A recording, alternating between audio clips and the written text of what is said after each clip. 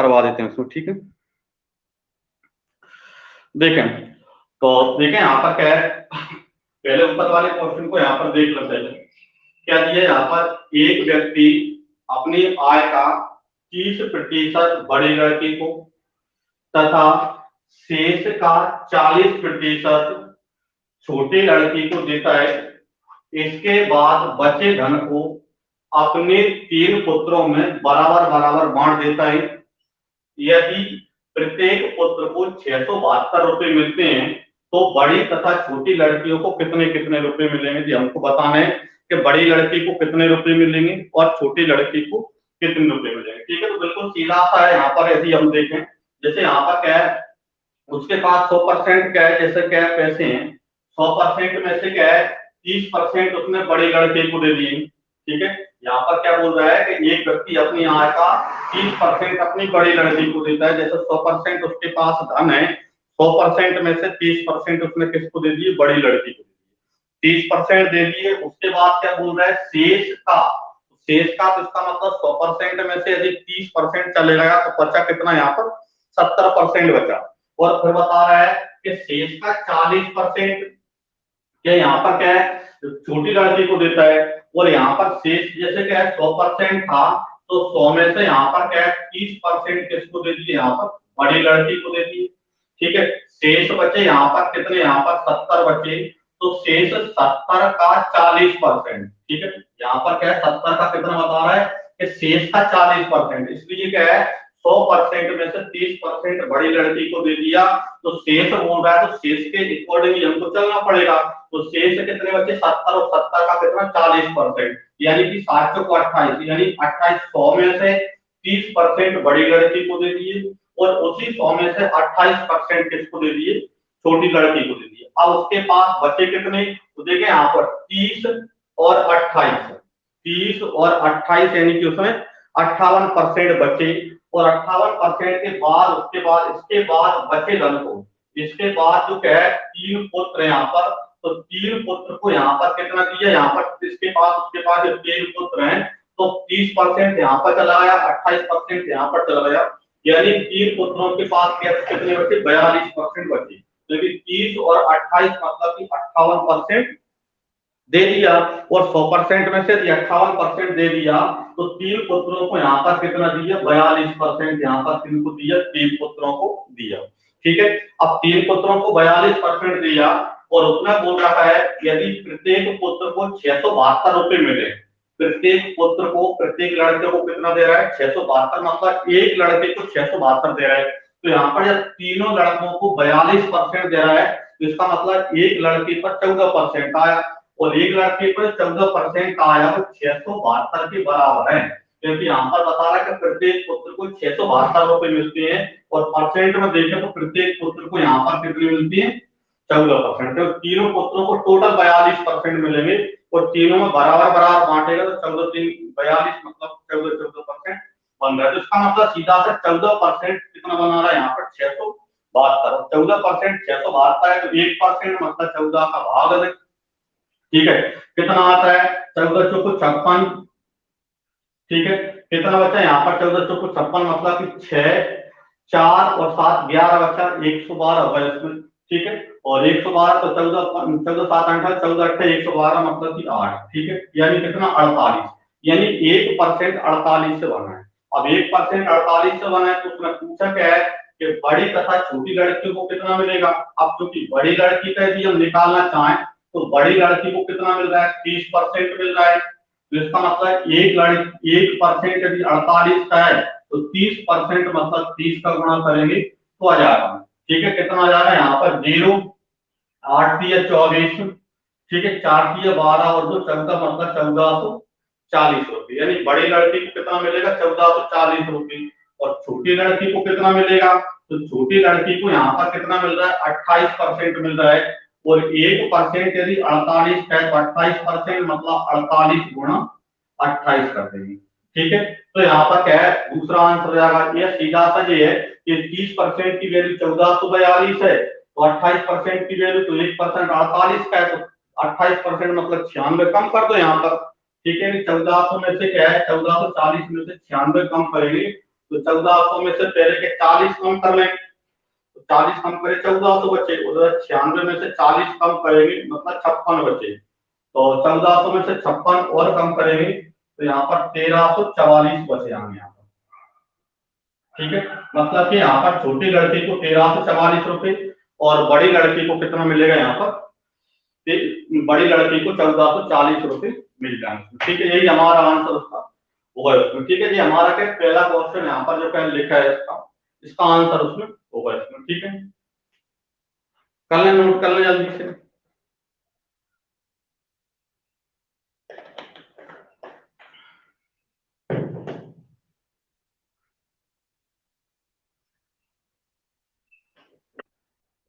हाँ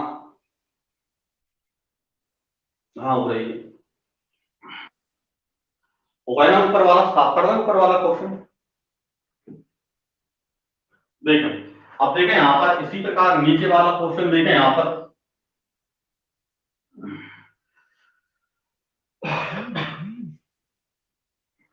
रिकॉर्डिंग लेकिन इमरजेंसी में देखा करा उसमें, क्योंकि कई बार उसमें क्या गड़बड़ भी हो जाती है उसमें।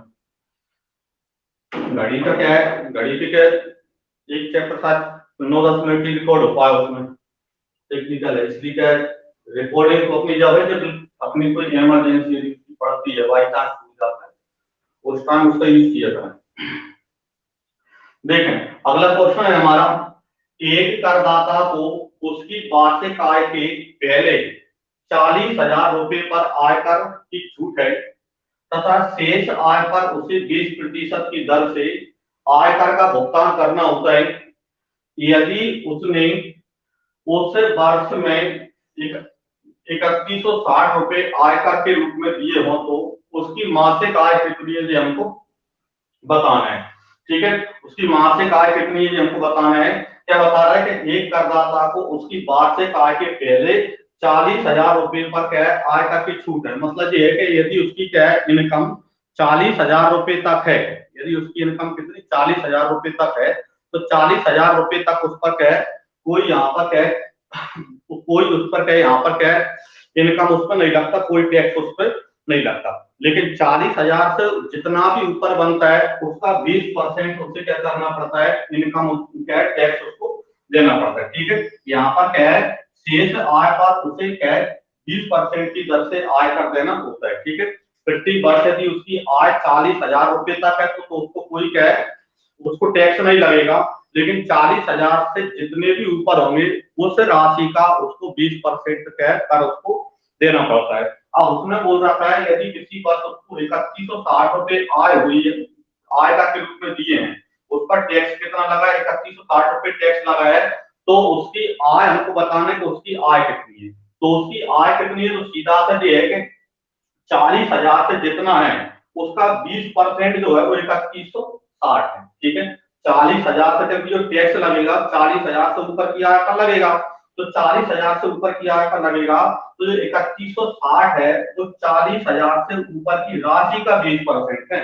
कितना है 40,000 से ऊपर की राशि का 20% जो है वो कितना यहाँ पर 3160 है। मतलब उसकी कुल इनकम यदि हम देखें कुल आय देखें तो उसकी जो कुल आय है वो 3160 जो है उसकी 40,000 से ऊपर की राशि का 20% है। तो 40,000 से ऊपर की राशि का 20% यदि यहाँ पर क्या है 20% 3160 है, तो 20% यदि 3160 है तो पहले 1% की वैल्यू निकालें, मतलब यहाँ पर क्या है 20 का भाग देंगे तो 1% की वैल्यू हो जाएगी। 2 1 2 2 5 10 2 8 16 मतलब 158 1%, यानी 40,000 से ऊपर की कुल राशि तो 100 का गुणा कर देंगे। ठीक है, जब 40,000 से ऊपर की राशि का 20% 3160 है तो 1% मतलब 158। ठीक है, तो 100% मतलब 158 गुणा 100, तो ये तो कौन सी राशि आ गई 40,000 से ऊपर जितनी भी राशि है। ठीक है, फिर प्लस 40,000 तक उसको इनकम टैक्स देना ही पड़ा, मतलब उसकी कुल आय में यहाँ पर प्लस कितने और लगेंगे यहाँ पर 40,000 और यहाँ पर प्लस लगेंगे। ठीक है, ये तो यहाँ पर क्या 40,000 से ऊपर की राशि प्लस 40,000 तो उसकी टोटल इनकम यहाँ पर आ जाएगी। ठीक है, तो यहाँ पर कितना आ जाएगा 15,800 और प्लस यहाँ पर कितना 40,000। ठीक है, तो 15,800 प्लस 40,000 यानी इसकी कुल वार्षिक आय, क्योंकि यहाँ पर वार्षिक आय का बोल रहा है यहाँ पर, तो कुल वार्षिक आय कितनी हुई 15,800 प्लस 40,000, यानी कितना हुआ यहाँ पर 55,800। उसकी जो टोटल इनकम हो गई यहाँ पर कितनी हुई 55,800 की टोटल इनकम हो गई वार्षिक। लेकिन उसने हमसे पूछा क्या है, तो उसकी मासिक आय कितनी है। ये तो क्या वार्षिक की बात कर रहा था, तो ये कौन सी आई वार्षिक आय। लेकिन उसने हमसे क्या पूछ रखा है, मासिक पूछा है कि महीने में उसकी क्या है इनकम कितनी हुई, और मासिक आय निकाल रहे हैं। तो 12 महीने में यदि इतनी है तो एक महीने में मतलब मासिक आय यहाँ पर जो भी वार्षिक आय है उसमें कितने का भाग देंगे हम, 12 का भाग दे देंगे। ठीक है, तो 55,800 में 12 का भाग दे दो तो आंसर अपना आ जाएगा। ठीक है, जितना भी आया यहाँ पर क्या उसको कर लेना। ठीक है, कितना आ गया यहाँ पर 12 से 45। ठीक है, करना यहाँ पर जैसे भी मिले लगभग उसमें।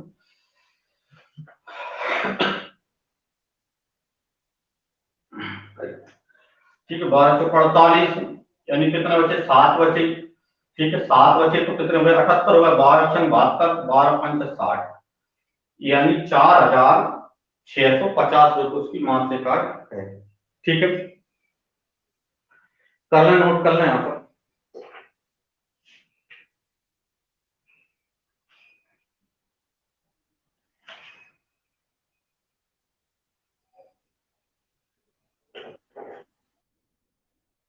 ठीक है,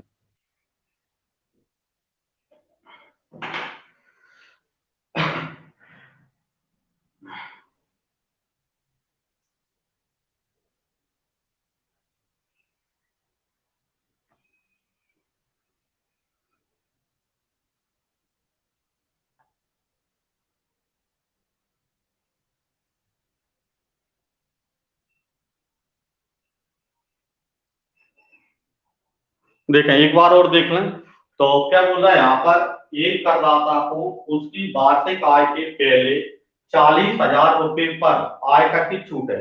मतलब ये है कि उसकी वार्षिक आय एक वर्ष में 40,000 तक जितनी इनकम होती है उस पर उसे कोई टैक्स देना नहीं पड़ता है। 40,000 से ऊपर क्या है, शेष आय पर उसे 20% की दर से आयकर देना होता है, इनकम टैक्स देना होता है।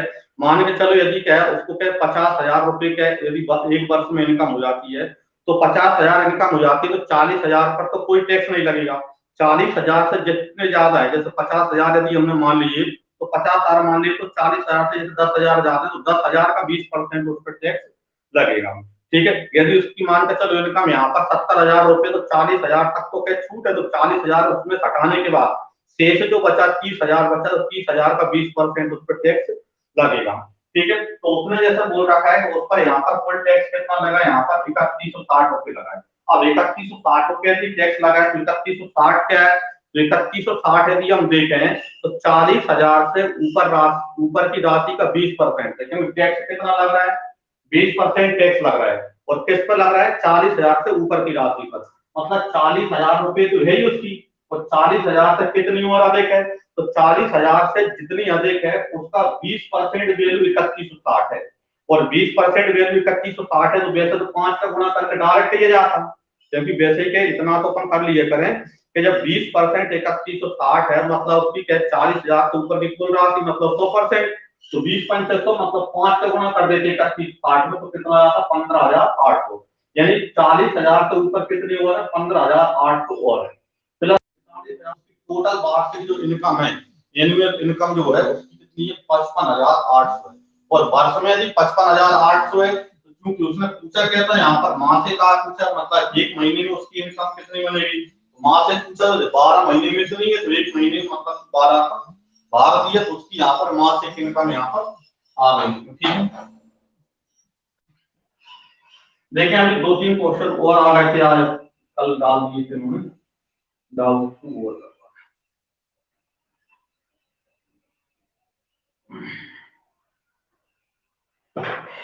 देखिए अगला क्वेश्चन है इनका, एक विद्यालय में छात्रों का एक विद्यालय में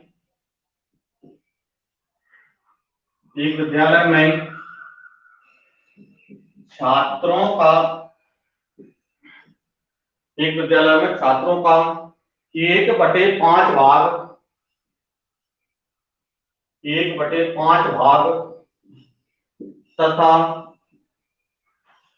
तथा छात्राओं का 1/4 भाग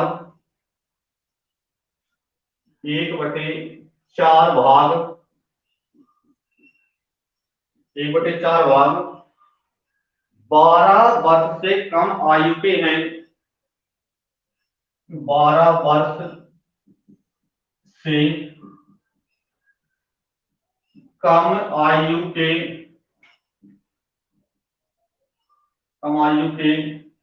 हैं,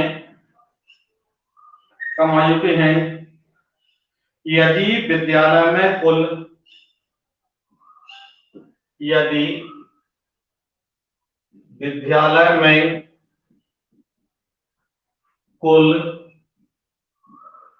1000 विद्यार्थी हों, यदि विद्यालय में कुल 1000 विद्यार्थी हों तथा तथा इनका 2/5 भाग छात्राएं हों तथा इनका 2/5 भाग छात्राएं हों, 2/5 भाग छात्राएं हों तो 12 वर्ष तथा 12 वर्ष तथा उससे 12 वर्ष तथा उससे अधिक आयु के उससे अधिक आयु के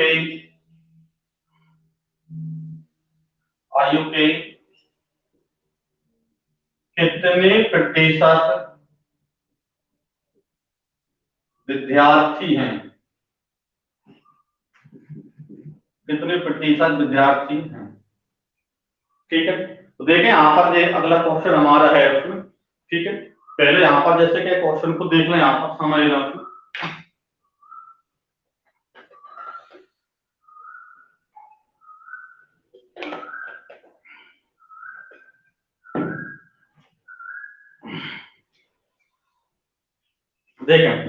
देखें यहाँ पर क्या बोल रहा है, एक विद्यालय में छात्रों का 1/5 भाग तथा छात्राओं का 1/4 भाग, जितने भी छात्र लड़के हैं उनका 1/5 भाग 12 वर्ष से कम आयु के हैं, और जितनी भी लड़कियां हैं उनका 1/4 भाग 12 वर्ष से कम आयु की हैं।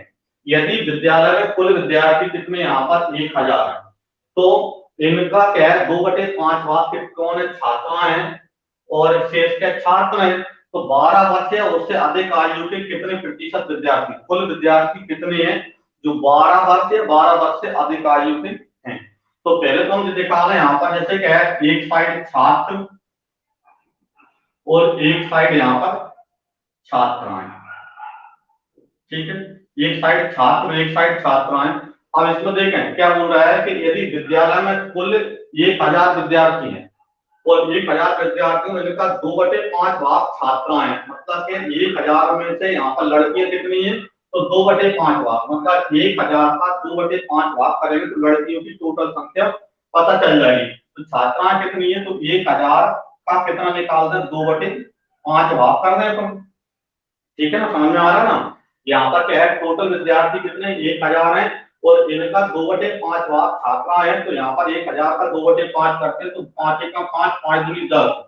ठीक है, यानी 200 गुणा 2 यानी कितना 400। यानी इसका मतलब ये है कि यहाँ पर 1000 में से यहाँ पर क्या है 400 क्या है लड़कियां हैं, छात्रा हैं, और 1000 में से 400 लड़कियां हैं, तो इसका मतलब ये है कि शेष बचे कितने 600 लड़के बचे यहाँ पर। ठीक है, अब तो कोई दिक्कत नहीं है, जब एक निकाल कर दूसरा तो वैसे निकल जाएगा। ठीक है, 2/5 भाग है, ठीक है, लड़कियां हैं। ठीक है, तो इसका मतलब ये कि शेष यहाँ पर लड़के, यहाँ पर तो 2/5 भाग 1000 का 2/5 किया, मतलब कि 400 लड़कियां हैं, तो इसका मतलब कि 600 लड़के हैं। ठीक है, अब उसने यहाँ पर क्या बोल रखा है कि हमें कौन से चाहिए, कुल विद्यार्थी 12 वर्ष या उससे अधिक आयु के कुल विद्यार्थी चाहिए। ठीक है, तो हमको क्या है, 12 वर्ष से प्लस वाले, ठीक है, कुल विद्यार्थी निकालें तो 12 वर्ष या उससे अधिक आयु के कुल विद्यार्थी मतलब लड़के प्लस लड़कियां। तो यहाँ पर क्या है, जो जो एक विद्यालय में छात्रों का 1/5 भाग, मतलब छात्र जितने लड़के हैं उनका 1/5 भाग 12 वर्ष से कम के हैं। क्या है, जितने भी लड़के हैं उनका 1/5 भाग निकालेंगे तो कौन सा निकलेंगे, 12 वर्ष से कम आयु के निकलेंगे। लेकिन हमको चाहिए कौन से, 12 वर्ष और उससे अधिक के। तो इसका मतलब ये है, जब यहाँ पर क्या 1/5 भाग 12 वर्ष से कम है तो शेष, तो यहाँ पर 1/5 का शेष निकालेंगे तो 1/5 का अंतर मतलब 4/5। मतलब जितने लड़के हैं तो लड़के कितने, 600 हैं, तो 600 का यदि 4/5 निकाल दें तो 12 वर्ष और उससे अधिक आयु की लड़की हमको निकल जाएंगे। ठीक है, इसी प्रकार क्या है, लड़कियां हैं कितनी टोटल, 400 है, और 400 का 1/5 4 भाग 12 वर्ष से कम का है, लेकिन हमें चाहिए कौन से, 12 वर्ष से अधिक का। तो 1/4 भाग यदि 12 वर्ष से कम का है तो 12 वर्ष से उससे ऊपर वाले देखना है, मतलब शेष देखना है। तो 1/4 का अंतर मतलब कितना आता है, 3/4। 1/4 का अंतर 3/4। तो यहाँ पर क्या है, 400 का 3/4 करेंगे तो 12 वर्ष से उससे अधिक आयु की लड़कियों की संख्या पता चल जाएगी। ठीक है, देखिए यहाँ पर जैसे 4 से काटेंगे तो कितना आएगा, यहाँ पर 100। इधर 5 से काटेंगे तो कितना आएगा, यहाँ पर 5 एकम 5 5 दूनी 10 मतलब 120। तो 12 से 45 मतलब 480 और प्लस 3 गुणा 100 मतलब 300। इस प्रकार कितना होगा, यहाँ पर 780। मतलब टोटल यहाँ पर 12 वर्ष या उससे अधिक आयु के कुल विद्यार्थी कितने हैं, 780। क्योंकि हम हमारा फोकस कहाँ है कि यहाँ पर 12 वर्ष से उससे अधिक आयु के कुल विद्यार्थी, इसलिए अपन कुल पर ही देखना है यहाँ पर। ठीक है, तो 12 वर्ष से उससे अधिक आयु के कुल विद्यार्थी कितने, 780। लेकिन उसने अब तक क्या पूछा है, कितने प्रतिशत है, मतलब 780 को परसेंट में चेंज करना है। तो 12 वर्ष से उससे अधिक आयु का परसेंट निकालना है, तो 780 है टोटल कितने में से, तो टोटल तो 1000 विद्यार्थी है। ठीक है, और गुणा परसेंट निकालना है इसलिए गुणा में। ठीक है, तो क्या निकल जाएगा, यहाँ पर 3 जीरो से 3 जीरो, यानी कितना आ जाएगा यहाँ पर 78%। ठीक है, यानी 12 वर्ष या उससे अधिक आयु के जो कुल विद्यार्थी हैं वो कितने, यहाँ पर 78% क्या है। इसका मतलब 22% क्या है, 12 वर्ष से कम आयु के विद्यार्थी हैं, यदि कम का पूछा होता तो। ठीक है, कर लें, नोट कर लें।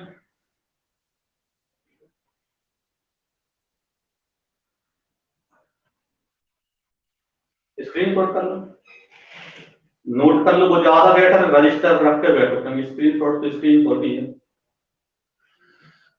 वो तो अपन को यदि नोट नहीं कर पा रहे तो कर लीजिएगा, या बाद में कर लीजिए, तो रजिस्टर कहीं जरूर करो, नहीं तो अपना टाइम वेस्ट हो जाएगा जी। अभी जल्दबाजी में ना कर पाते तो स्क्रीन शॉट कर लो, लेकिन बाद में क्या उसको रजिस्टर पर नोट जरूर करें।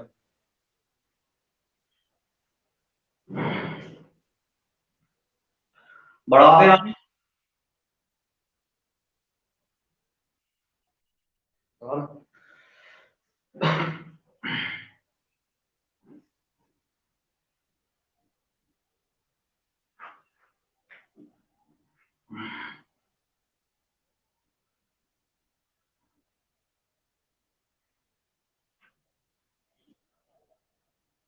देखें, अभी तो 2 क्वेश्चन हुआ। लिखे अगला क्वेश्चन है देखो, एक मेले में किसी दिन, एक मेले में, एक मेले में किसी दिन, एक मेले में किसी दिन 35,000 दर्शक पहुंचे, 35,000 दर्शक पहुंचे, 35,000 दर्शक पहुंचे तथा तथा उनसे तथा उनसे 95,000 रुपए, ज्यादा है शायद, 9,50,000, तथा उनसे 9,50,000 रुपये 9,50,000 रुपये प्रवेश राशि प्राप्त की गई। प्रवेश राशि प्राप्त की गई। प्रवेश राशि प्राप्त की गई यदि प्रवेश शुल्क यदि प्रवेश शुल्क प्रवेश शुल्क वयस्क के लिए 40 रुपये वयस्क के लिए 40 रुपये तथा तथा बच्चे के लिए तथा बच्चे के लिए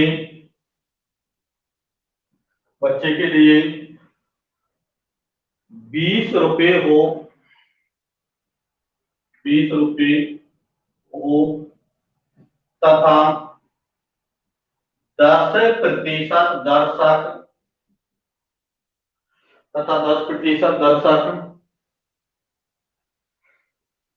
निःशुल्क दर्शकों को निःशुल्क पास मिला हो दर्शकों को निःशुल्क पास मिला हो निःशुल्क पास मिला हो तो मेले में कितने बच्चे थे। तो मेले में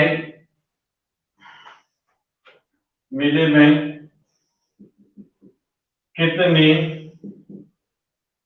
बच्चे थे। ठीक है, तो देखें यहां पर जो हमारे पास के क्वेश्चन है यहाँ पर। ठीक है, ठीक है, तो क्या बोल रहा है यहाँ पर, एक मेले में किसी दिन 35,000 दर्शक पहुंचे। टोटल क्या है, 35,000 दर्शक पहुंचे और उनसे 9,50,000 रुपये टोटल प्रवेश राशि प्राप्त की गई। टोटल 35,000 के दर्शक पहुंचे और उनसे जो प्रवेश शुल्क ली गई टोटल 9,50,000 रुपये टोटल प्रवेश शुल्क ली गए। और उसके लिए यहाँ पर थोड़ी सी कंडीशन क्या है, प्रवेश शुल्क वयस्क के लिए मतलब जो क्या बड़े व्यक्ति हैं व्यक्तियों से यहाँ पर क्या 40 रुपये लिए गए और बच्चे से यहाँ पर क्या है 20 रुपये पर बच्चा यहाँ पर क्या बच्चे से लिया गया। ठीक है, प्रत्येक जो क्या है वयस्क है उससे यहाँ पर क्या है 40 रुपये प्रति व्यक्ति के हिसाब से और बच्चे से यहाँ पर 20 रुपये प्रति बच्चे के हिसाब से ली गए। और उसमें एक कंडीशन और भी है कि 10% दर्शकों को निःशुल्क पास मतलब जो 33,000 है उसमें से 10% ऐसी है जो कैसे यहाँ पर क्या फ्री है। ठीक है, निःशुल्क है। तो यहाँ पर पास मिला हो तो मेले में बच्चे कितने हैं वो हमको यहाँ पर बताना है। तो पहले तो हम देखें यहाँ पर जो 35,000 है तो 35,000 का 10% तो निःशुल्क है, तो इसका मतलब 10% को तो हटा ही दें हम। ठीक है, तो यहाँ पर शुल्क वाले कुल दर्शक देखे हैं तो शुल्क के लिए अपन क्या है दर्शक देखें शुल्क वाले दर्शक देखें तो यहाँ पर जब 10% निःशुल्क है तो इसका मतलब 90% शुल्क वाले हैं। यानी 35,000 का जो है वो 90% निकालेंगे तो जितने दर्शकों से शुल्क लिया गया है प्रवेश राशि ली गई है वो अपन को यहाँ पर पता चल जाएगा कितने दर्शकों से। तो यहाँ पर 2 जीरो से 2 जीरो कितना आता है, तो ये देखें 0 0 9 5 45। ठीक है, 9 3 27 और 4 यानी 31 यानी कितना यहाँ पर 31,500। यानी कि यहाँ पर 35,000 जो दर्शक हैं उनमें से 31,500 से ही क्या शुल्क लिया गया है। प्रवेश शुल्क 31,500 से लिया गया है। अब हमको देखना है कि इन 31,500 में बच्चे कितने हैं। ठीक है, तो अब इसमें हम एक साइड जैसे क्या है बच्चों की संख्या मान लेंगे और एक साइड यहाँ पर वयस्क की संख्या यहाँ पर ले लेंगे यहाँ पर। ठीक है ना, अब इसमें जैसे हमने मान लिया कि इसमें एक्स बच्चे हैं 31,500 जो टोटल दर्शक बच्चे शुल्क वाले उनमें से हमने मान लिया कि एक्स बच्चे हैं और इनमें से यदि एक्स बच्चे हैं तो शेष यहाँ पर वयस्क बच्चे हैं जिनसे शुल्क लिया गया। ठीक है, तो 31,500 में से कितने माइनस कर देंगे यहाँ पर हम एक्स। ठीक है, अब इनसे शुल्क वसूल करते हैं तो हमको पता है कि प्रत्येक वयस्क से कितना शुल्क लिया गया है, 40 रुपए लिया गया है, और प्रत्येक बच्चे से कितना लिया गया है, यहाँ पर 20 रुपए। तो एक बच्चे से 20 रुपए लिया गया है, तो यहाँ पर कितने बच्चे हैं, एक्स बच्चे हैं, तो एक्स गुणा 20 करेंगे तो 20 एक्स कैंसिल हो जाएगा।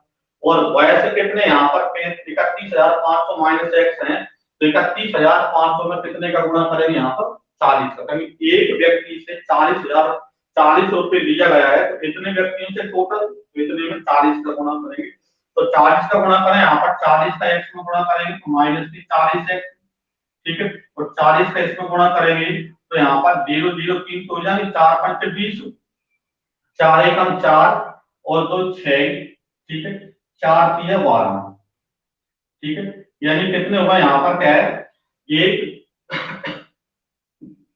जो होगा यहाँ पर क्या है, 12,60,000, ठीक है। तो यहाँ पर क्या है, तो यहाँ पर क्या है, बच्चों से शुल्क प्लस यहाँ पर क्या है, वयस्कों से टोटल शुल्क, इन दोनों को प्लस करेंगे तो बराबर कुल शुल्क कितना आएगा, 9,50,000, तो बराबर 9,50,000, ठीक है ना। अब देखें यहाँ पर 20 एक्स प्लस का है, 40 एक्स माइनस का है, तो इसका मतलब ये है कि माइनस का 20 एक्स यहाँ पर बच जाएगा, ठीक है ना। 40 माइनस का है, 20 प्लस का, तो माइनस का बचेगा। बाकी 12,60,000, तो 12,60,000 उधर जाएंगे तो माइनस में पहुंच जाएंगे, मतलब यहाँ पर कितने, 9,50,000 में से कितने माइनस करेंगे, यहाँ पर 12,60,000, ठीक है। इनको माइनस करेंगे तो यहाँ पर कितना जाएगा, 20 एक्स में से। अब देखो यहाँ पर 9,50,000 प्लस का है, माइनस का है, तो कितना हो जाएगा, माइनस हो जाएगा। तो अब यहाँ पर 12,60,000 में से 950 माइनस करो, तो पहले तो 12 लाख में से यहाँ पर क्या है, 12 लाख में से हम 9 लाख माइनस कर देंगे तो 3 लाख बचेंगे। फिर यहाँ पर 60,000 में से 50,000 और कम कर देंगे तो कितनी बचेगी, 10,000, मतलब 3,10,000। तो यहाँ पर कितने बच जाएंगे, माइनस के 3,10,000 यहाँ पर बच जाएंगे, ठीक है। तो माइनस से तो माइनस कैंसिल हो जाएगा, ठीक है। एक्स बराबर कितना हो जाएगा, तो 3,10,000 में कितने का भाग लग जाएगा, 20 का, 20 का भाग देंगे, 0 से 0 कैंसिल, ठीक है ना। अब 2 से काटे, यहाँ पर कितना आता है, 2 एकम 2, 2 5 10 और 2 5 10, ठीक है, यानी 15,500, ठीक है। तो एक्स बराबर कितना आ रहा है यहाँ पर, 15,500, यानी कि यहाँ पर यह है इसमें, ठीक है। क्या हुआ यहाँ पर, क्या है कि यहाँ पर क्या है, 35,000 में से एक 15,500 है बच्चे, कभी एक्स की वैल्यू हमने किसका माना था, यहाँ पर बच्चे माना, तो बच्चे आ गए यहाँ पर कितने, 15,500। जो पूछा था उसने क्या, कितने हैं, हाँ,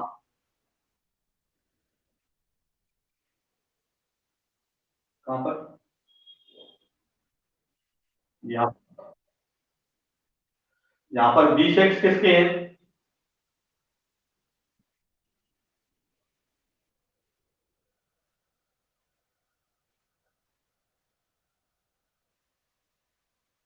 हाँ, तो पहले तो इसको सॉल्व करोगे ना, 20 एक्स प्लस का है, 40 एक्स किसका है, माइनस का, कितने बचे यहाँ पर, 20 बचे, 60,000 उधर गए, 12,60,000 उधर गए, माइनस क्यों गए, बराबर यहाँ पर लग गए, ठीक है। और तो किसी का नहीं बचा, अब यहाँ पर डाउट,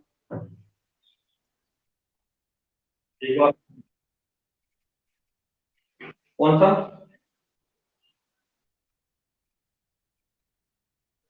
कौन सा व्हाट्सअप किया था,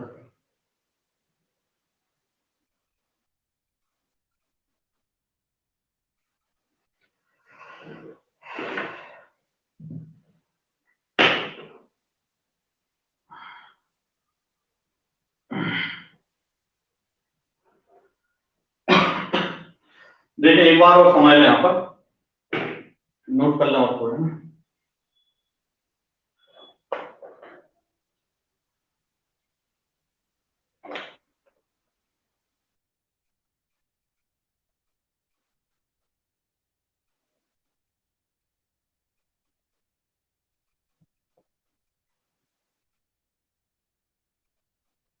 हाँ, इनका भी चैप्टर चालू हुआ नहीं है, लाभ हानि का चैप्टर आ रहा है, अभी अपना क्या परसेंट चल रहा है, प्रॉफिट लॉस वाला लाभ हानि का ही करेगा, ठीक है।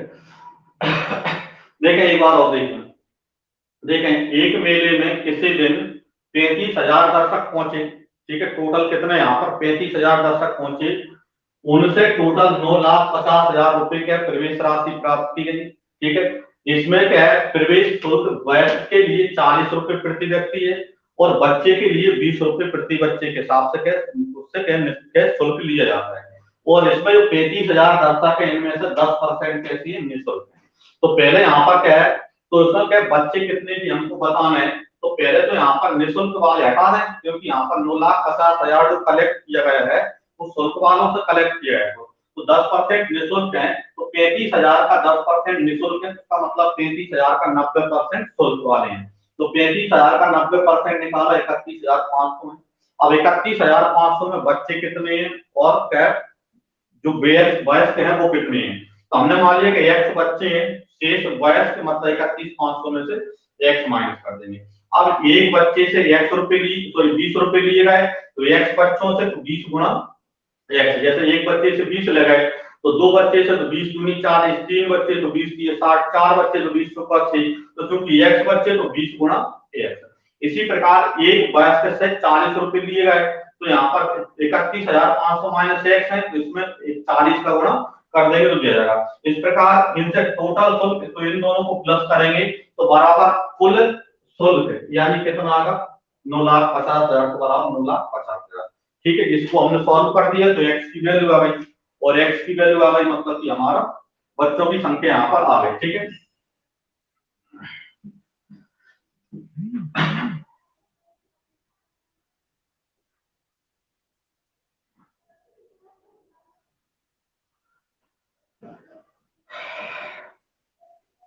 बढ़ा दें आगे, है ना, प्रॉफिट लॉस के अकाउंट को।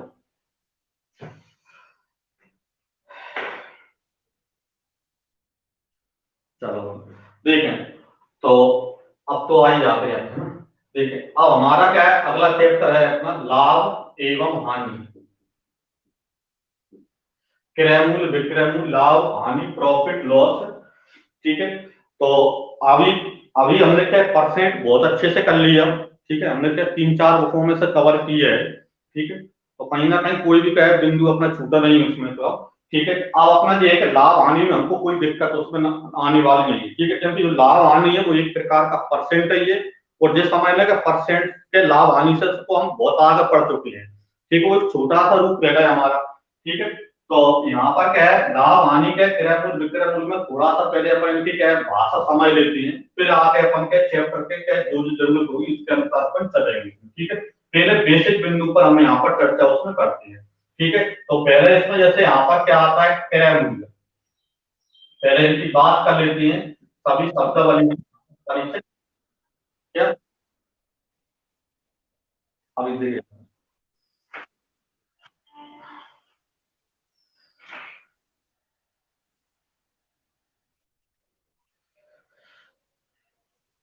कभी बफरिंग हो जाती है, बादल भी चल रहा है, बादल में भी दिक्कत आती है। आप देखें, तो हम क्या बात कर रहे थे यहाँ पर क्रय मूल्य, तो क्रय मूल्य कॉस्ट प्राइस, ठीक है। कॉस्ट प्राइस क्या होता है, जिस मूल्य पर कोई वस्तु खरीदी जाती है वो उसका क्या कहलाता है, क्रय मूल्य कहलाता है, कॉस्ट प्राइस कहलाता है। या इसको हम लागत मूल्य भी यहाँ पर बोल सकते हैं कि हमने जैसे कोई वस्तु बनाई तो उसमें यहाँ पर जो टोटल क्या खर्च आया वो उसका क्या लागत मूल्य, क्रय मूल्य, कॉस्ट प्राइस कहलाता है, ठीक है। कॉस्ट प्राइस क्या होता है, जिस मूल्य पर हम वस्तु खरीदते हैं या किसी वस्तु को यदि हमने बनाया है तो उसके बनाने में या उसको क्या खरीदने में जो टोटल खर्च बना है वो टोटल खर्च उसका कॉस्ट प्राइस कहलाता है, क्रय मूल्य कहलाता है, ठीक है। दूसरा यहाँ पर आता है क्या है, दूसरा यहाँ पर आता है विक्रय मूल्य, विक्रय मूल्य सेलिंग प्राइस, ठीक है। तो सेलिंग प्राइस क्या होता है, जिस मूल्य पर कोई वस्तु बेची जाती है वह उसका विक्रय मूल्य कहलाता है, ठीक है। मान के चलो जैसे क्या है, हम यहाँ पर जैसे कोई भी यहाँ पर जैसे मान के चलो मैं मारकर यहाँ पर 50 रुपए में मारकर लाया, और 50 रुपए में लाया तो मेरे लिए इसका जो कॉस्ट प्राइस है, क्रय मूल्य वो कितना यहाँ पर 50 रुपए है। अब मैं इस मार्कर को यदि क्या है किसी अन्य व्यक्ति को यदि 60 रुपए में बेच देता हूं तो वो मेरा क्या हो जाएगा, विक्रय मूल्य हो जाएगा, सेलिंग प्राइस हो जाएगा मेरे लिए, ठीक है। तो जिस मूल्य पर कोई वस्तु बेची जाती है उसका क्या कहलाता है, विक्रय मूल्य कहलाता है, सेलिंग प्राइस कहलाता है। ठीक है, यहाँ पर क्या विक्रय मूल्य, यदि क्या है क्रय मूल्य से मतलब खरीदे गए मूल्य से यदि ज्यादा हो रहा है तो इसका मतलब लाभ होगा, प्रॉफिट होगा। यदि विक्रय मूल्य खरीदे गए मूल्य से कम है तो इसका मतलब हानि हुई, लॉस हो जाएगा। ठीक है, वो आगे बात करने वाले हैं। ठीक है, फिर उसके बाद आता है यहाँ पर क्या है अंकित मूल्य, मार्केट प्राइस। ठीक है, प्रिंट रेट। तो अंकित मूल्य क्या है, प्रिंट रेट क्या होता है, जब हम क्या मार्केट में जाते हैं तो कोई वस्तु खरीदते हैं तो उस वस्तु पर क्या है कुछ रेट छपा होता है। जैसे उसमें क्या है, हम मान के चलो हम कोई कपड़े खरीदने जाते हैं और कपड़े खरीदने जाते हैं तो उस पर एमआरपी डला होता है। एमआरपी डला है तो उस पर एक 1,000 रुपये एमआरपी डला है, तो 1,000 रुपये जो एमआरपी डला है वो इसका क्या कहलाता है, अंकित मूल्य कहलाता है, प्रिंट रेट कहलाता है, मार्केट प्राइस कहलाता है। जो उसका एमआरपी जो रेट होता है, जिस मूल्य जो मूल्य यहाँ पर वस्तु पर डाला है, मार्केट जब होता है जब हमने वस्तु को देखा तो उस वस्तु के ऊपर जो रेट डाला है वो उसका क्या कहलाता है, अंकित मूल्य कहलाता है, प्रिंट रेट कहलाता है। ठीक है, फिर उसके बाद यहाँ पर आता है लाभ हानि। ठीक है, तो लाभ हानि अभी जैसे क्या है, लाभ यहाँ पर प्रॉफिट, तो लाभ और हानि, हानि यहाँ पर क्या लॉस। ठीक है, तो लाभ हानि, तो जब क्या होता है कि कोई वस्तु हमने खरीदी और उस वस्तु को खरीदे गए मूल्य से ज्यादा पर यदि हम बेच देती हैं तो जितने ज्यादा पर बेचते हैं उसका लाभ कहलाता है, प्रॉफिट कहलाता है। ठीक है, जैसा मान के चलो मैंने यहाँ पर क्या पेन है 50 रुपए में क्रय किया, 50 रुपए में खरीदा और इसको 50 रुपए में खरीद कर मैं इसको यदि यहाँ पर मान के चलो 70 रुपए में बेच देता हूँ, 50 रुपए में खरीद कर 70 रुपए में बेच देता हूँ, तो इसका मतलब ये है कि मैंने इसको 20 रुपए ज्यादा में बेच दिया और 20 रुपए ज्यादा में बेच दिया, तो इसका मतलब मुझे 20 रुपए का प्रॉफिट यहाँ पर हो गया। ठीक है, दूसरा लॉस क्या होता है, तो खरीदे गए मूल्य से यदि कम रेट पर यदि हम बेच देते हैं तो वो उसका क्या कहलाता है, लॉस कहलाता है। जैसे 50 रुपए का पेन है और मैंने इसको मान के चलो 40 रुपए में बेच दिया और 40 रुपए में बेच दिया, तो 50 रुपए में खरीद कर यदि 40 रुपए में बेच रहा हूँ तो इसका मतलब 10 रुपए की मुझे हानि हुई, 10 रुपए का लॉस हो गया। ठीक है, फिर उसके बाद आता है यहाँ पर क्या बट्टा आता है, डिस्काउंट, छूट, बट्टा, या इसको हम छूट कहते हैं यहाँ पर, डिस्काउंट। ठीक है, बट्टा या डिस्काउंट, यहाँ पर छूट क्या होता है, यहाँ पर तो छूट जो होती है वो यहाँ पर अंकित मूल्य पर दी जाती है। जो प्रिंट रेट होता है, प्रिंट रेट पर क्या है छूट दी जाती है। ध्यान रखना सदैव यहाँ पर कि जो क्या है जब भी हम क्या डिस्काउंट दे, कोई डिस्काउंट देता है तो डिस्काउंट प्रिंट रेट पर देता है। ठीक है, तो डिस्काउंट होता क्या है कि किसी वस्तु पर जो एमआरपी डाला है, जो प्रिंट रेट डाला है, मार्केट प्राइस डाला है, जो भी अंकित मूल्य डाला है, तो अंकित मूल्य से जितने रुपए कम करके दुकानदार वस्तु बेचता है, वो जितने रुपए कम करता है वो उसका क्या कहलाता है, डिस्काउंट कहलाता है, बट्टा कहलाता है, छूट कहलाता है। ठीक है, जैसे मान के चलो हम मार्केट गए और उस पर एमआरपी यहाँ पर जैसे क्या है 1,000 रुपए डाले हैं, लेकिन दुकानदार हमको क्या है भाई 900 रुपए में बेच रहा है। ठीक है, एमआरपी 1,000 रुपए डाला है लेकिन 900 रुपए में यदि बेच रहा है, मतलब उसने हमको यहाँ पर 100 रुपए का कर दिया, डिस्काउंट दे दिया, 100 रुपए की छूट दे दी।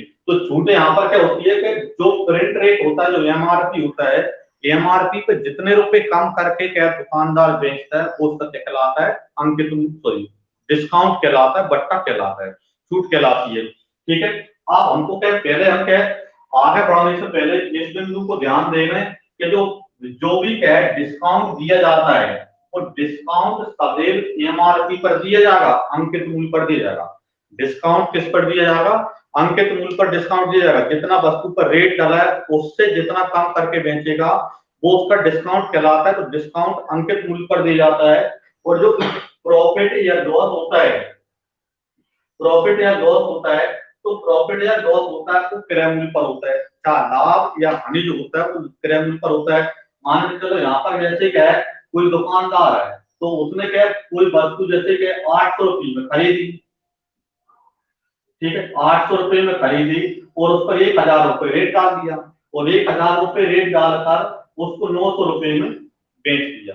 ठीक है, तो यहाँ पर क्या ये नहीं बोल सकते कि उसने एक 800 रुपये में खरीद कर 800 पे छूट दे दी हमें, 800 रुपये में खरीदी और 800 पे छूट देगा तो वो तो उसका हानि हो जाएगी, उसका क्या है डिस्काउंट नहीं कहलाता। डिस्काउंट किस पे कहलाता है, एमआरपी रेट पर डिस्काउंट कहलाता है, और जो प्रॉफिट लॉस होता है, लाभ हानि होता है, वो किसका होता है, क्रय मूल्य पर होता है। ठीक है, तो इस बिंदु को थोड़ा अपन यहाँ पर ध्यान रख के चलेंगे उसमें। ठीक है, थोड़े क्या फॉर्मूले लिख देते हैं अपन, फॉर्मूले की जरूरत तो ज्यादा नहीं पड़ेगी खैर हमको, लेकिन यहाँ पर लिखने पड़ेंगे कुछ फॉर्मूले।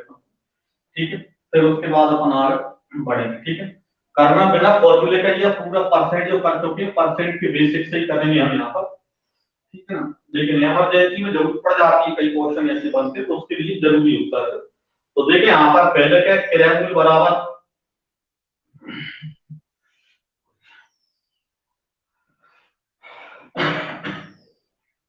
देखिए क्रय मूल्य बराबर होता है विक्रय मूल्य गुणा 100 बटे 100 प्लस लाभ या विक्रय मूल्य गुणा 100 बटे 100 माइनस हानि। ठीक है, इसी प्रकार विक्रय मूल्य बराबर निकालेंगे तो विक्रय मूल्य बराबर होता है क्रय मूल्य गुणा 100 प्लस लाभ बटे 100 या क्रय मूल्य इंटू 100 माइनस हानि बटे 100। ठीक है, दूसरा यहां पर अंकित मूल्य मार्केट प्राइस,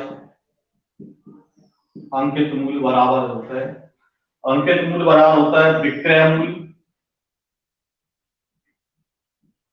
गुणा 100 बटे 100 माइनस बट्टा डिस्काउंट, परसेंट में लिखा जाता है सब। ठीक है,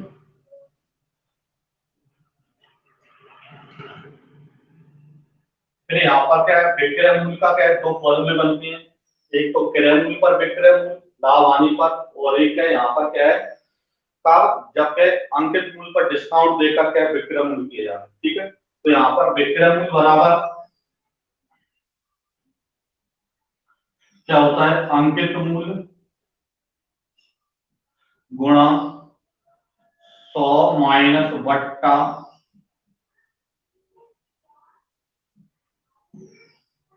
बटे 100।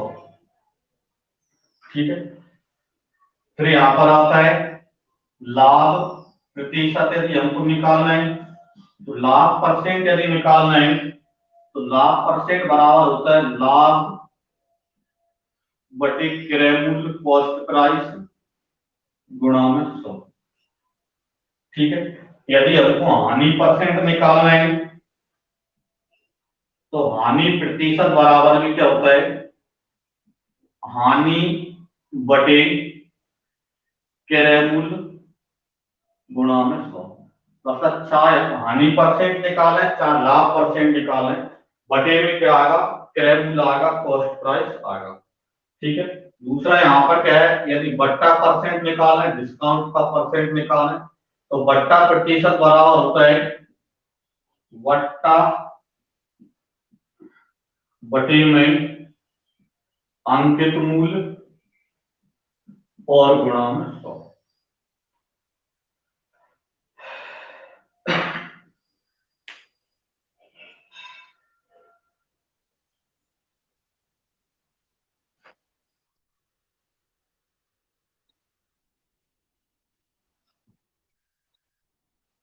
हाँ, बता रहा हूं। वैसे अपन इनके फॉर्मूले की जरूरत नहीं पड़ेगी तुमको ना,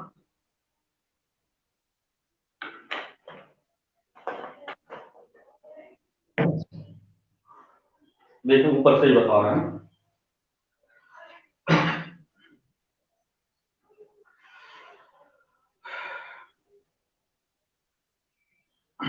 देखो तो देखिए यहाँ पर जैसे क्या है, यहाँ पर क्या है, इनकी यहाँ पर थोड़ी सी कंफ्यूजन हो रहा है। यहाँ पर देखो अंकित मूल्य क्या होता है कि जब क्या यहाँ पर क्या जो क्या वस्तु पर जो रेट डाला है, तो रेट डाला है तो उस रेट पर कुछ कम करके बेचेगा। ठीक है, वो क्या है, तो जितना कम करके बेचता है वो अंक बट्टा कहलाता है, डिस्काउंट कहलाता है, और जिस जो रेट लगाता है वो क्या कहलाएगा, अंकित मूल्य कहलाएगा। और रेट कम करके बेचेगा तो वो विक्रय मूल्य कहलाएगा। तो एक तो विक्रय मूल्य कब आएगा, जब हम क्या है, जो रेट डाला है रेट पर क्या है कम करके हमको बेचेगा, तब भी हमको अंकित मूल्य पर विक्रय मूल्य करेंगे। या हमने क्या है, कोई वस्तु खरीदी और खरीद को उसको क्या है, लाभ हानि पर बेचेगा, तब भी यहाँ पर क्या है, विक्रय मूल्य बनेगा। तो विक्रय मूल्य क्या है, क्रय मूल्य पर भी विक्रय मूल्य होगा और अंकित मूल्य पर भी विक्रय मूल्य होगा। तो यहाँ पर जब क्या है, अंकित मूल्य बराबर क्या होता है, मतलब उस पर क्या है, जो रेट डाला है वो निकालना है, तो विक्रय मूल्य और गुणा 100/100 माइनस 1/। और यदि क्या है, अंकित मूल्य पर विक्रय मूल्य निकालना है, क्वेश्चन में आए उसकी टेंशन मत लो कि हम कैसे पहचान लेंगे कि अंकित मूल्य पर है क्रय मूल्य पर, तो वो क्लियर उसमें आता है उसमें। तो ठीक है, तो विक्रय मूल्य बराबर क्या होता है, अंकित मूल्य गुणा में 100 माइनस बट्टा बटे 100। यदि डिस्काउंट पर यदि विक्रय कर रहा है तो फिर विक्रय मूल्य निकालने के लिए इसका फॉर्मूला यूज करेंगे। यदि लाभ हानि पर विक्रय कर रहा है तो फिर लाभ हानि पर विक्रय निकालने के लिए इन फॉर्मूले का यूज करेंगे। और इसमें कोई ज्यादा क्या याद करने की जरूरत नहीं है। हमने यदि देखा है यहाँ पर नहीं कि इसमें क्या कुछ ज्यादा याद करने वाला क्या कुछ ज्यादा दिक्कत वाला हो। हमने परसेंट में पढ़ा था कि यदि क्या है, यहाँ पर क्या है, प्रतिशत वृद्धि होती है तो 100 में प्लस करके लिखते हैं, और प्रतिशत कमी होती है तो 100 में माइनस करके लिखते हैं। अब लाभ यदि हो रहा है तो उसका मतलब वृद्धि हो रही है। लाभ यदि हो रहा है, अब मैंने यदि 100 रुपए में मारकर खरीद कर 110 रुपए में बेच रहा हूँ, उसका मतलब मुझे लाभ हो रहा है, मतलब वृद्धि हो रही है। तो लाभ होता है तो इसलिए लाभ जो होता है वो सदैव किस में आता है, प्लस में आता है। ठीक है, हानि होती है मतलब कमी आती है, कमी आती है तो 100 में से माइनस करके लिखते हैं। इसलिए जब भी हानि की बात करेंगे, हानि पर यदि करना है क्रय मूल्य विक्रय मूल्य, तो हानि को किस में लिखेंगे, माइनस में लिखेंगे। दूसरा जो बट्टा जो होता है, डिस्काउंट होता है, डिस्काउंट में भी हम क्या करते हैं, कमी करते हैं डिस्काउंट में भी। 1000 रुपए रेट डाला है और यदि हम उसको 800 रुपए में बेच रहे हैं तो 200 रुपए कमी तो कर रहे हैं। मतलब डिस्काउंट जो होता है तो डिस्काउंट में भी कमी की जाती है, और डिस्काउंट में कमी की जाती है, इसलिए डिस्काउंट जो होता है बट्टा होता है वो भी किस में आता है, माइनस में आता है। ठीक है, दूसरा ये है, जो लाभ प्रतिशत हानि प्रतिशत बट्टा प्रतिशत ये है, तो ये भी हम पुराना फॉर्मूला ये अपना परसेंट, हम परसेंट में पढ़ चुके हैं कि जिसका परसेंट बनाना होता है वो वाली संख्या ऊपर आती है और टोटल वाली संख्या नीचे आती है। जैसे लाभ प्रतिशत निकालें तो लाभ ऊपर आएगा, हानि प्रतिशत निकालें हानि ऊपर आ गई। बटे में, तो बटे में हमको पता है कि लाभ हानि किस पे होता है, क्रय मूल्य पर होता है। ठीक है, लाभ हानि जो होता है वो किस पे होता है, क्रय मूल्य पर होता है। इसलिए कि लाभ हानि परसेंट निकाले तो लाभ परसेंट ऊपर लाभ, बटे में तो क्रय मूल्य आएगा, फिर क्रय मूल्य पर निकलता है। हानि परसेंट निकाले तो ऊपर हानि, बटे में क्या आएगा, बटे में क्रय मूल्य आएगा, और परसेंट बना रहे इसलिए गुणा में 100। दूसरा जी बट्टा परसेंट निकाल रहा है तो ऊपर बट्टा आएगा, लेकिन बटे में अंकित मूल्य आएगा। क्यों, क्योंकि डिस्काउंट दिया जाता है, डिस्काउंट किस पर दिया जाता है, अंकित मूल्य पर दिया जाता है, मार्केट प्राइस पर दिया जाता है। ठीक है, तो ये यहाँ पर क्या है, इसको यहाँ पर नोट कर लें यहाँ पर। ठीक है,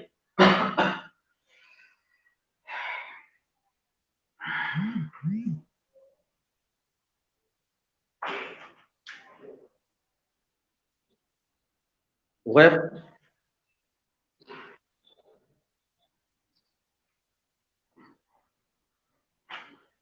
अब देखें, इन फॉर्मूलों की टेंशन भी मत लो बिल्कुल यहाँ पर,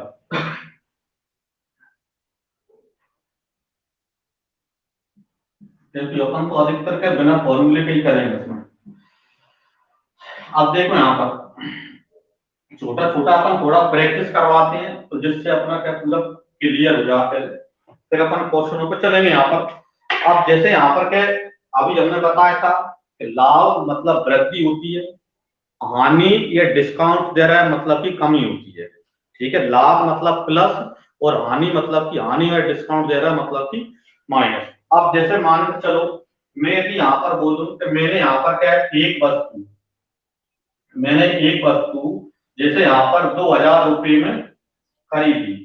ठीक है, मैंने एक वस्तु 2000 रुपये में खरीदी और इसको मैं यहाँ पर क्या है 20% लाभ पर बेचना चाहता हूँ।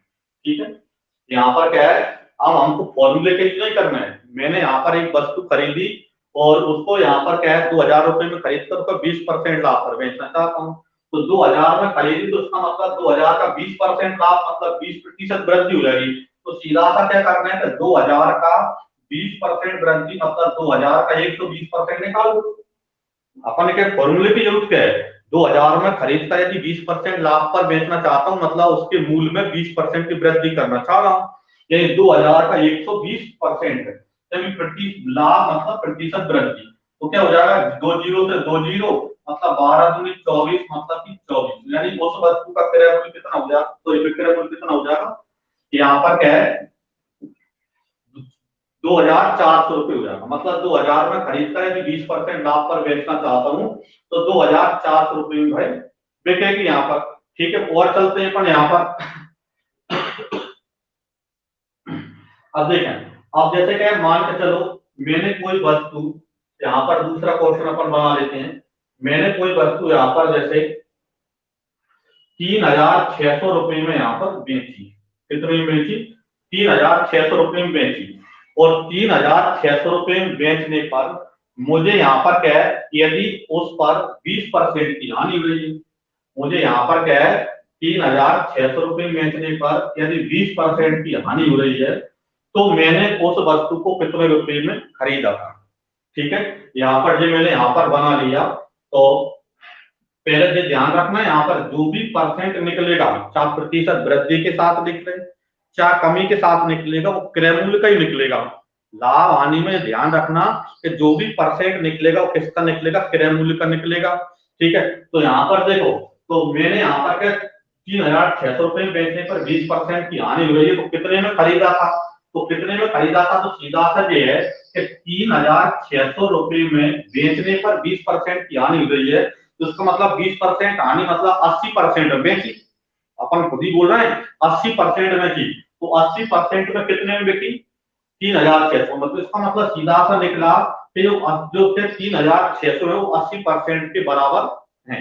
यानी 80% 3600 में, तो 1% 80 का भाग दिया, यानी कितना आएगा 8 को 32, 8 45, मतलब 1% कितने का, 45 का। हमें क्रय मूल्य मतलब 100%, तो 100% यानी कितना हो जाएगा यहाँ पर 45, मतलब उस वस्तु का जो क्रय मूल्य होगा वो कितना होगा, 4500 होगा। यह इधर से समझ में ना आ रहा हो तो ऐसे कर सकते हैं, जैसे यहाँ पर क्या जो भी परसेंट निकलेगा अधिक क्रय मूल्य का ही निकलेगा। तो यहाँ पर क्या है, 3600 रुपये बेचने पर 20% की हानि हो रही है, इसका मतलब मैंने उस वस्तु को क्रय मूल्य के 80% बेचा। 20% हानि मतलब 80% बेचा, तो इसका मतलब क्रय मूल्य का 80%, को क्रय मूल्य का 80% मतलब बटे 100 बराबर विक्रय मूल्य कितना आ जाएगा, 3600। यही बनेगा, जो भी परसेंट निकलेगा प्रतिशत वृद्धि के साथ निकले चाहे प्रतिशत कमी के साथ निकले, वो प्रारंभिक वैल्यू यानी क्रय मूल्य पर निकलेगा। तो क्रय मूल्य का 80% कितना है, तो 20 को 80, 20 पंचे 100। ठीक है, अब 4 का भाग जा रहा है, 4 एकम 4, 4 नाम 36। ठीक है, यानी क्रय मूल्य बराबर कितना हो जाएगा, तो 5 को उधर ले जाएंगे तो 9 5 4500, यानी उस वस्तु का क्रय मूल्य कितना हो जाएगा 4500। यहाँ से भी वही आ रहा था। ठीक है ना, समझ में आ रहा है ना उसमें। तो और भी देखें अपन यहाँ पर क्या, और देखें यहाँ पर, जैसे मान के चलो अपन यहाँ पर थोड़े से अंकित मूल्य की बात कर लेते हैं। अंकित मूल्य की बात कर लेते हैं, स्क्रीनशॉट करते चलना थोड़ा थोड़ा उसमें, क्योंकि अभी क्वेश्चन नहीं करा, वो तो केवल अपना बेसिक जमाने के लिए, अपना क्या वहां पर फोकस करने के लिए अपन इसको क्या थोड़ा सा बता रहे हैं, तो अपन क्वेश्चन करेंगे उसमें। जैसे मान के चलो यहाँ पर क्या है, कोई वस्तु में यहाँ पर क्या है मार्केट जाता हूँ और कोई वस्तु मैंने देखी और उस वस्तु पर जैसे 6000 रुपये रेट डल है। ठीक है, इसी वस्तु पर क्या है, जो एमआरपी है 6000 एमआरपी है, और जो दुकानदार है उस पर मुझे यहाँ पर क्या है, जो डिस्काउंट देना चाहता है वो मुझे 15% का डिस्काउंट दे रहा है। ठीक है, यहाँ पर कोई क्या है, मार्केट गया मैं, और मार्केट गया तो कोई मैंने वस्तु देखी जिस पर 6000 रुपये रेट डाला है, और दुकानदार बोल रहा है कि इसको मैं 15% डिस्काउंट पर बेचूंगा, मतलब 15% छूट दूंगा, बट्टा दूंगा।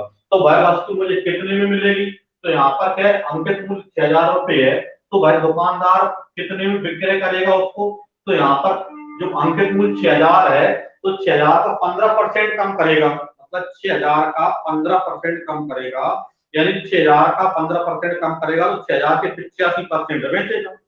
15% डिस्काउंट मतलब कमी करके दे रहा है, मतलब कितने में बेचेगा, तो 6000 के 85% में बेचेगा। तो 6000 का 85% निकाल दो, देखें यहाँ पर 2 जीरो से 2 जीरो, जीरो, 6 पंचे 30, 3, 6 8 48 और 3 51। ठीक है, मतलब कितने में बेचेगा भाई उसको? 5100 रुपये में बेचेगा। ठीक है, मतलब यहाँ पर यदि 6000 रुपये रेट डाला है और भाई उस पर यदि क्या है 15% का डिस्काउंट दे रहा है, तो इसका मतलब 5100 रुपये में वस्तु उस दुकानदार बेचेगा। ठीक है, तो इस प्रकार यहाँ पर अपन कर सकते हैं उसमें। ठीक है,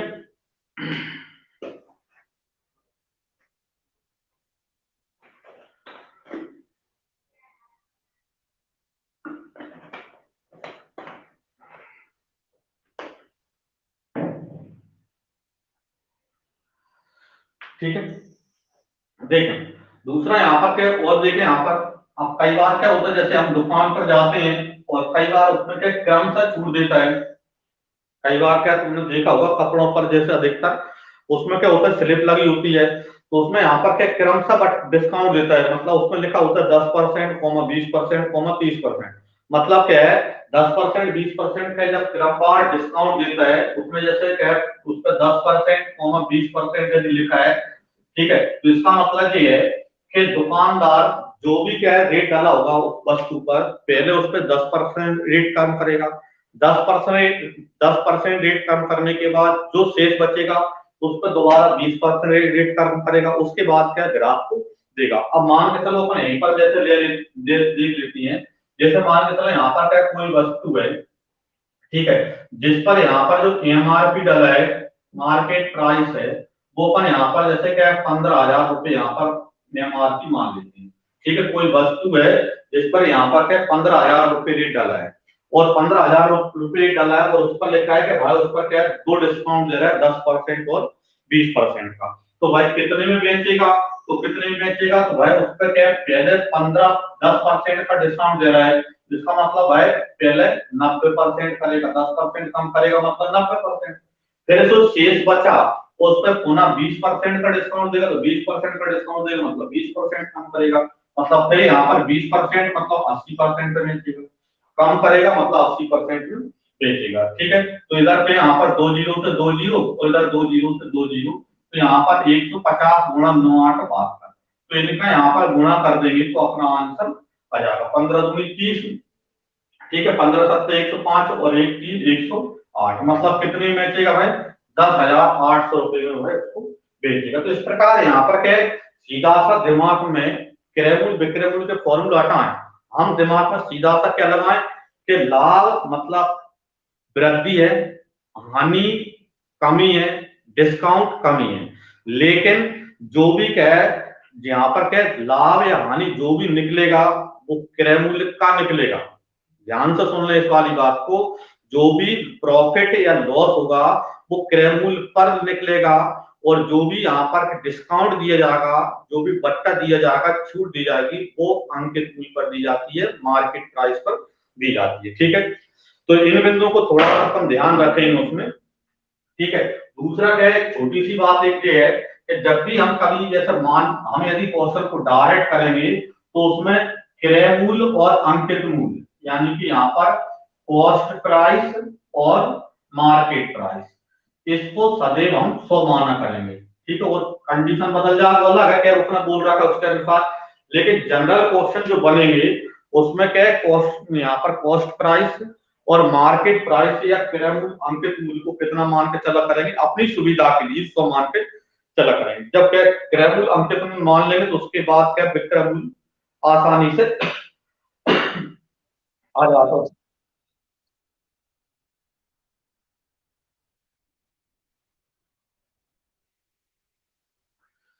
क्रय मूल्य विक्रय मूल्य बराबर विक्रय,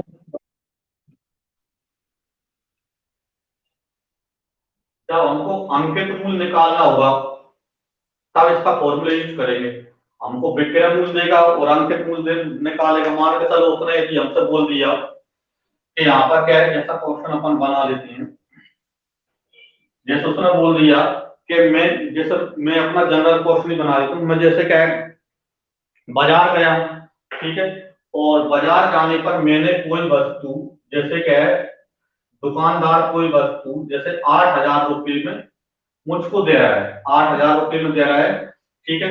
और 8,000 रुपये देकर उसने बोला है कि भाई उस पर के 20% का क्या कह रहा है, डिस्काउंट दे रहा है। तो उस वस्तु पर रेट कितना डाला है, मतलब उसका अंकित मूल्य कितना है।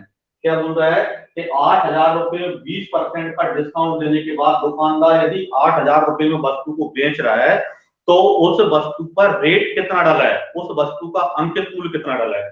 तो फॉर्मूले से करना है, तो अंकित मूल्य निकालने के लिए तो उसका क्या है, हम उस फॉर्मूले का यूज कर लेंगे। वैसे अपना सीधा सा यही कि जैसे अंकित मूल्य का यहाँ पर क्या क्या विक्रय मूल्य कितना 8,000 है और 20% डिस्काउंट दे रहा है, तो इसका मतलब सीधा है कि अंकित मूल्य का 80% बराबर कितना है, 8,000 है। ठीक है, और अंकित मूल्य का 80% बराबर 8,000 है। तो सीधा सा दिख रहा है कि अंकित मूल्य का 80% 8,000 है।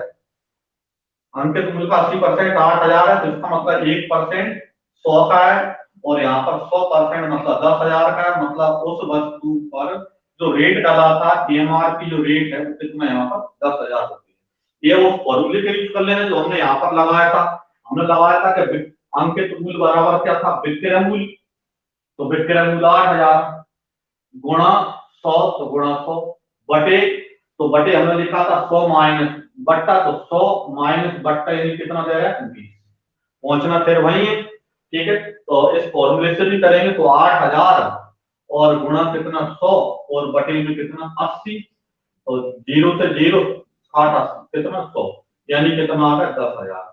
और वैसे यहाँ पर मौके की है कि यहाँ पर क्या है, 80 पर क्या है, 8,000 और 20% छूट का पर क्या है, 8,000 रुपये में बेचा है, तो उसका रेट कितना डाला था, उसका अंकित मूल्य कितना है। अंकित मूल्य पूछे तो अंकित मूल्य का फॉर्मूला यूज करेंगे।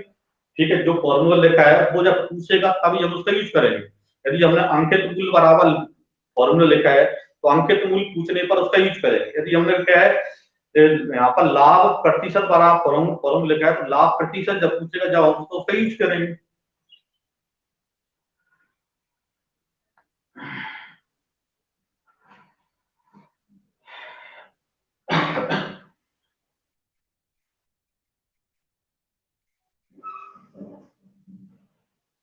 हाँ, कुछ बोल रहे थे।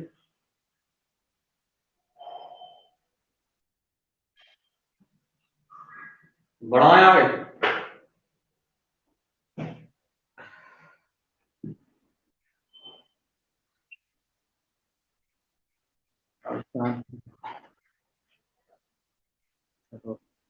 क्वेश्चन कल ही करेंगे अपन स्टार्ट, है ना। ठीक है, कल से अपन के क्वेश्चन स्टार्ट करेंगे। ठीक है सर, अभी के लिए जय श्री राम।